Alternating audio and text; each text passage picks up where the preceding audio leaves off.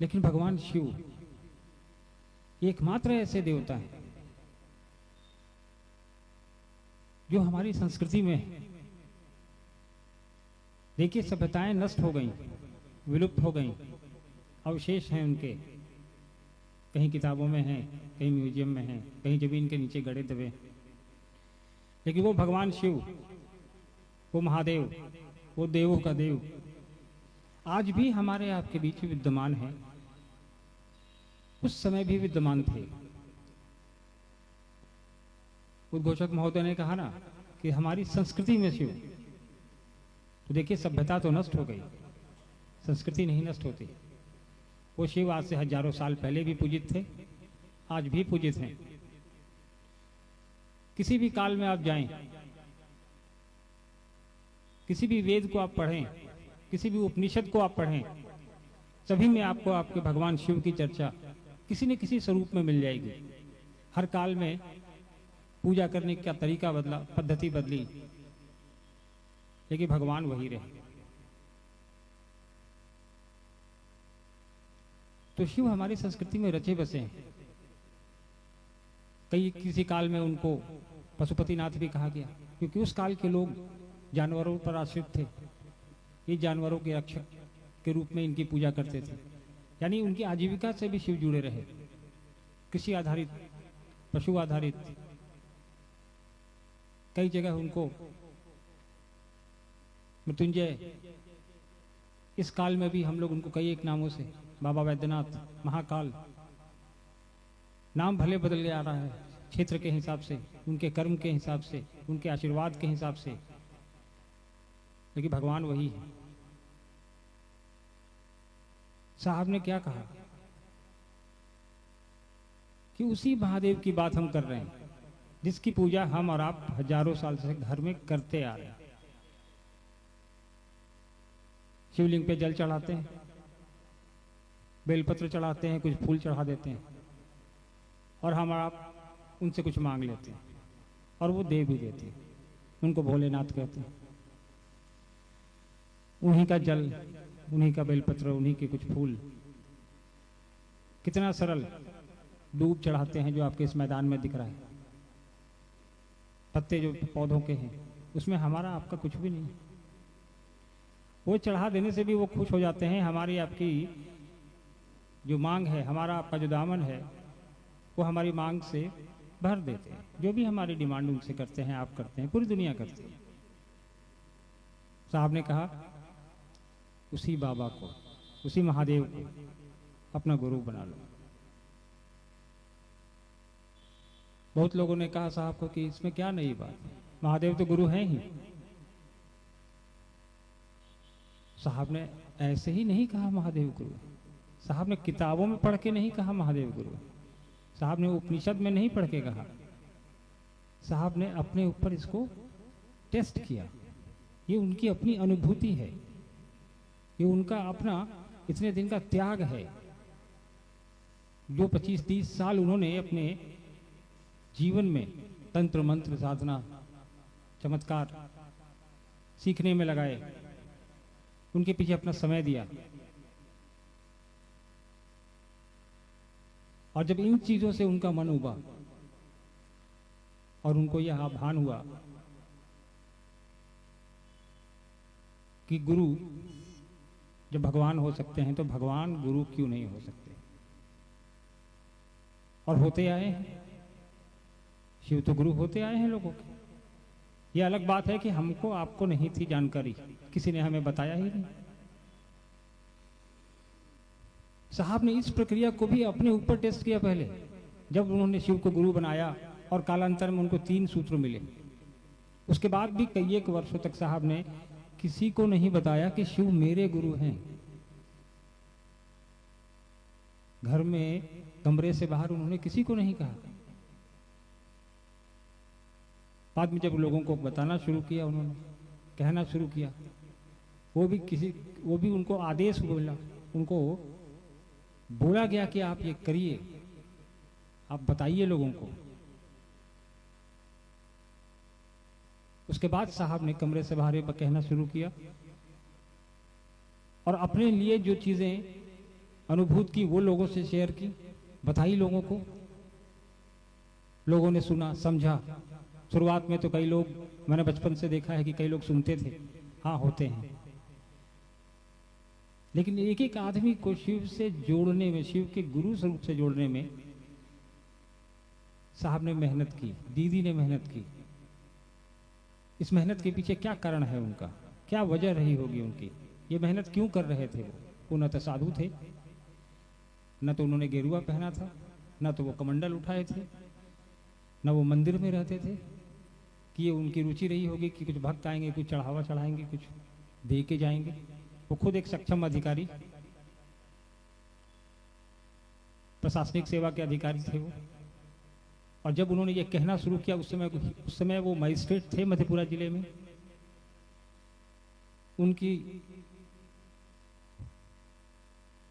उनके सहयोग में दीदी खुद एक बहुत बड़े घर की,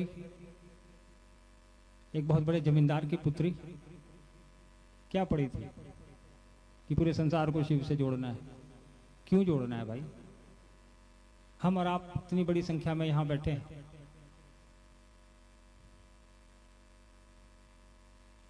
इसका एकमात्र कारण है साहब का वो विचार, साहब की वो दृष्टि जो साहब ने देखी हमारे आपके लिए, कि हमने तो शिव को अपना गुरु बना लिया। जनमानस जिसकी वो, जो हमेशा पूजा करता है, वो गुरु के रूप में वो भी जुड़ जाए, उसका भी कल्याण होगा। साहब के मन में एकमात्र यही विचार रहा होगा वह, कि जगत का कल्याण होगा। भक्त के रूप में तो लोग जुड़े ही हैं, गुरु के रूप में भी जुड़ जाएं। शिव का गुरु स्वरूप है, कारगर है। साहब ने खुद अपने ऊपर इस्तेमाल किया, खुद अपने ऊपर टेस्ट किया, तब आपको हमको ये बताया। अभी सोमेंद्र जी कह रहे थे ना, कोई वर्जना नहीं है, क्या खाते हो क्या पीते हो। साहब ने कहा कि हर वो इंसान ये पात्रता रखता है कि वो शिव को अपना गुरु बना सके, जो इस धरती पर आया है, यही काफी है। आ गया वो धरती पे, श्वास ले रहा है, जन्म हो चुका है, वो पात्रता लेके आया है। हम और आप उसका वो पात्र नहीं बनाते, पात्र तो इंसान पूर्व से है। साहब ने कहा कि सिर्फ उसको बताने की आवश्यकता है कि जिस बाबा की तुम पूजा कर रहे हो, जिनको शिवलिंग पे जल चढ़ा रहे हो, जिनकी तस्वीरों पे अगरबत्ती दिखा रहे हो, जिनके लिए तुम कांवर लेके सैकड़ों किलोमीटर जाते हो, उन्हीं से एक और रिश्ता जोड़ लो, वो है गुरु और चेला का। उसका तरीका भी साहब ने बता दिया। क्या कुछ नहीं करना है, कोई दीक्षा लेने की पद्धति नहीं है, कोई किसी को कान में मंत्र नहीं देना है, किसी को कोई पैसे नहीं देने हैं, न किसी से पैसे लेने हैं, न किसी को भोजन कराना है, न किसी को नहीं कराना है, ऐसा भी नहीं। आप जहां हैं, जैसे हैं, जिस परिस्थिति में हैं, जिस स्थिति में हैं, अपने शिव को अपना गुरु बना सकते हैं। 3 सूत्र, बहुत आसान, कोई आडंबर नहीं इस 3 सूत्र में, कोई वर्जना नहीं इस 3 सूत्र में। कि आपको नहा के बैठना है सुबह में, आपको पलथी मार के बैठना है, आपको गेरुआ पहन के बैठना है, आपको काले कपड़े में पहन के बैठना है। साहब ने कहा कुछ नहीं। शिव की शिष्टता एक ऐसी धारा है जिसमें हर कोई बह सकता है। साहब की शिष्यानुभूति पढ़िए आप लोग, साहब ने उसमें अपनी अनुभूति लिखी है। एक छोटी सी पुस्तिका है जिसकी करोड़ों प्रति साहब ने बांटी है लोगों के पास, आज भी वो बांटी जा रही है, वो साहब की लिखी हुई है। कभी उसको पढ़ के देखिएगा, आप जितनी बार उसको पढ़ेंगे उतनी बार कुछ न कुछ नया उसमें आपको मिलेगा। आप लोग यहाँ इतने लोग बैठे हैं, इसमें से कई एक लोग पुराने भी होंगे। आप लोगों में से कितने लोग ऐसे हैं जिन्होंने शिष्यानुभूति पुस्तक पढ़ी है? मुझको हाथ उठा के बताइए जिसने वो पुस्तक पढ़ी है। बहुत कम लोगों ने पढ़ी है। अपने आस पड़ोस के लोगों से मांग के पढ़िएगा, जिसके पास भी हो, और लोगों को भी पढ़ाने का प्रयास करिए। और उस पूरी पुस्तक को जब आप पढ़ेंगे तो उसके अंत में जब जाएंगे, आखिरी पन्ना पलटेंगे उस पुस्तक का, तो उस पर एक लाइन लिखी है कि मूल्य, इस पुस्तक का मूल्य। जिसने पढ़ा है उसको मालूम होगा कि इस पुस्तक का मूल्य क्या लिखा है। क्या लिखा है बताइए? आपका शिव शिष्य होना। साहब ने अपने 30 साल 35 साल का निचोड़ उस पुस्तक में लिख दिया और हमको आपको निःशुल्क दे दिया, कहा कि इसको पढ़ो, मेरे 35 साल का ये निचोड़ है और तुम शिव के शिष्य बन जाओ, पढ़ो और समझो और करो। हम लोग को उसी पे आगे बढ़ना है। 3 सूत्र के बाहर अपनी बुद्धि नहीं चलानी है, न 3 सूत्र के को कम करने में अपनी बुद्धि चलानी है, क्योंकि इस 3 सूत्र में कुछ भी ऐसा नहीं है जो नहीं करने जैसा है। अभी आपको लोगों ने समझाया, मेरे पहले भी लोगों ने बताया होगा 3 सूत्र के बारे में, और आप लोग ऐसी जगह, ऐसी धरती से हैं जहाँ प्रसिद्ध गोरखनाथ बाबा का मंदिर है। हम लोग कल गए भी थे वहाँ पे, बहुत दिनों बाद, बहुत खूबसूरत जगह, बहुत खूबसूरत जागृत मंदिर।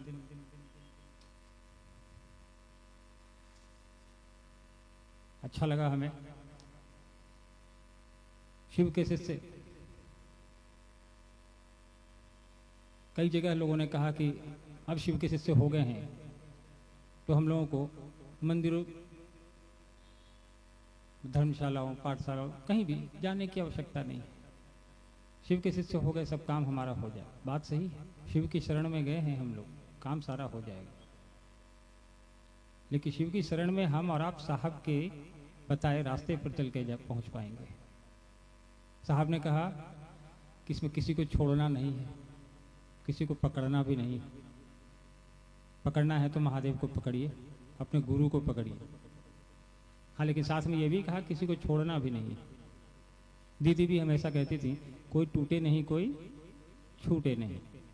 इसी सिद्धांत पे चल के आज साहब दीदी की ये मेहनत, उनका ये विचार, उनका ये मानना कि इंसान, एक एक इंसान को, जन जन को शिव से बना देना है, शिव के गुरु स्वरूप से जोड़ देना है, उस प्रयास को साहब दीदी ने किया। करोड़ों लोग आज हमारे आपके साथ चल रहे हैं शिव के गुरु स्वरूप से जुड़कर, और नए लोगों को प्रेरित भी कर रहे हैं, जोड़ भी रहे हैं। जोड़ने का उद्देश्य एक ही है कि हमने तो अपना कल्याण करने की दिशा में अपना पैर बढ़ा दिया, और लोगों को भी प्रेरित करें कि तुम भी उस महादेव से जुड़ जाओ, जहाँ कुछ लेना नहीं है, कुछ देना भी नहीं है। साहब कहते थे कि जो तुम्हारे पास सबसे फालतू समय है, जो वेस्ट टाइम है तुम्हारा, उस टाइम में से थोड़ा सा समय अपने गुरु के लिए निकाल लो। तो सबसे फालतू काम है। आपको जो लगता है कि जीवन में मैं 24 घंटे में सबसे फालतू काम ये कर रहा हूँ, उस समय अपने गुरु की बात कर लो। उतना ही हमारे आपके जीवन को सब अपने गुरु की ओर ले चलने के लिए काफी है। चलिए, अच्छा है, आप लोग भी सुबह से बैठे हैं, धूप है, गर्मी भी है। बरका जी बैठी हैं आप लोग के बीच, आप लोगों से बात करने आई। अच्छा लगा मुझे यहाँ आकर के। अभी मैं इधर से पीछे से आ रहा था तो मैंने देखा पीछे सैनिक स्कूल है। देश का युवा भविष्य वहाँ तैयार हो रहा है, युवा सेना वहाँ तैयार हो रही है। वो आपकी रक्षा करेंगे सीमाओं पर खड़े होकर। हमारा आपका कर्तव्य है। साहब हमेशा कहते थे कि जिस देश में रहते हो उस देश के अनुरूप चलो। एक शिव शिष्य का कर्तव्य ये है कि हम जहाँ रहते हैं, जिस देश में रहते हैं, उसके अनुरूप चलें, उसके नियम कायदे से चलें। तो इस मेरे अनुरोध को ध्यान में रखिएगा कि साहब दीदी का अनुरोध कि शिव को जन जन का गुरु बना देना है, यह अनुरोध कि आओ चलें शिव की ओर, सबको लेके चलना है, इसको अपने जेहन में रखिएगा। अभी और मंडल सर आपके बीच आएंगे, आपसे बातें करेंगे, बरखा जी आएंगे। इस उम्मीद के साथ कि अगली मुलाकात आप लोगों से और बड़ी संख्या में होगी। गोरखपुर के हर घर में शिव के गुरु स्वरूप का दिया आप जलाएंगे। साहब दीदी के सपनों का जो हमारा आपका भार है कंधों पर, उसको और लेकर आगे बढ़ाएंगे। मुझको अनुमति दीजिए। आप सभी को मेरा प्रणाम है। धन्यवाद।